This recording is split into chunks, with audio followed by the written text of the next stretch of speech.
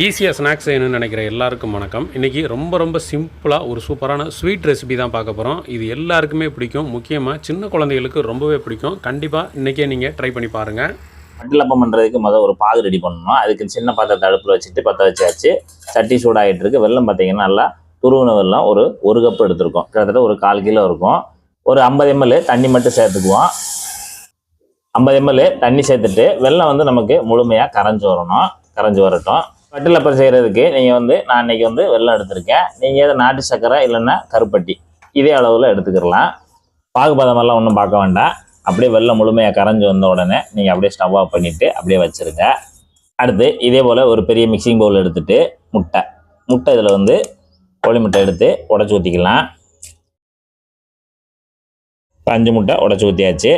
5 முட்டையும் ஒரு விஸ்க் வச்சு நம்ம கலந்து விட்டுறலாம். அந்த மஞ்சக்கருவு வெள்ளைக்கருவு எல்லாத்தையும் நல்லா கலக்கிடுங்க. ஒரு 2 நிமிஷம் நல்லா விஸ்க் வச்சு இந்த மாதிரி முட்டையை கலக்கி விட்ருங்க. முட்டையை கலக்கி வச்சுட்டு இதில் திக்கான தேங்காய் பால் ஒரு 250 ml எடுத்துக்கோங்க. நல்லா திக்கான பாலாக இருக்கணும். 250 ml. வெண்ணிலா எசன்ஸு ஒரு 1/4 ஸ்பூன் மட்டும் சேர்த்துக்கோங்க. வெண்ணிலா எசன்ஸ் இல்லைன்னா ஏலக்காய் பொடி சேர்த்துக்கலாம், ஒரு 1/4 டீஸ்பூனு.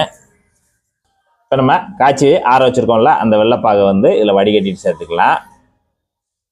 வெள்ளத்தை வடிகட்டிட்டு விஸ்க் வச்சு நல்லா கலந்து விடுங்க. வெள்ளைப்பாகு, முட்டை, தேங்காய் பால் நல்லா கலந்துருங்க. சேர்த்து ஒரு 2 நிமிஷம் போல் விஸ்க் வச்சு நல்லா கலந்து விட்டுருங்க. இப்போ நல்லா கலந்தாச்சு. இந்த அளவுக்கு கலந்து முடிச்சுட்டு இப்போ இந்த மாதிரி ட்ரே, வட்டை ட்ரே இல்லைன்னா சதுர ட்ரே ஏதாவது ஒன்று எடுத்துக்கோங்க. அடியில் சில்வர் பேப்பர் இல்லைன்னா பட்டர் பேப்பரு சேர்த்துக்கோங்க. சேர்த்துட்டு நம்ம கலந்து வச்சுருக்கக்கூடிய அந்த வட்டிலப்பம் லிக்விடை அப்படியே உள்ளே சேர்த்துடலாம்.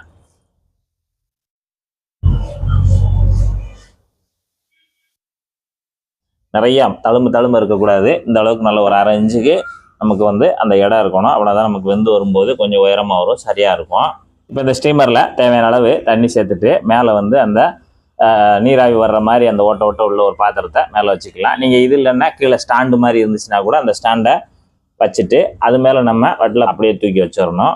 தூக்கி வச்சுட்டு மூடி போட்டு மீடியமான ஹீட்டில் ஒரு 1/2 மணி நேரம் நம்ம நல்லா வெந்து வரட்டும்.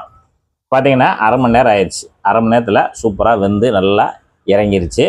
இப்போ நீங்கள் வெந்துருச்சான்னு பார்க்குறதுக்கு சின்ன குச்சி மாதிரி இதை வச்சு நல்லா இப்படி குத்தி பார்த்தோம்னா நமக்கு தெரியும். இப்போ நமக்கு நல்லா வெந்துருச்சு. இப்போ நம்ம ஸ்டவ் ஆஃப் பண்ணிவிட்டு அப்படியே ஆறட்டும். ஆறின பிறகு நம்ம இதுலேருந்து வெளியே எடுத்துக்கலாம்.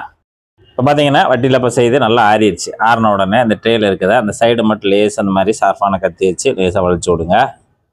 நல்லா ரவுண்டாக வளைச்சி விட்ருங்க. இந்த மாதிரி ஒரு தட்டு இல்லைன்னா கட்டிங் டேபிளில் நம்ம கவுத்திக்கலாம். தட்டியாச்சு. இப்போ அப்படியே இந்த பேப்பரை எடுத்துடலாம்.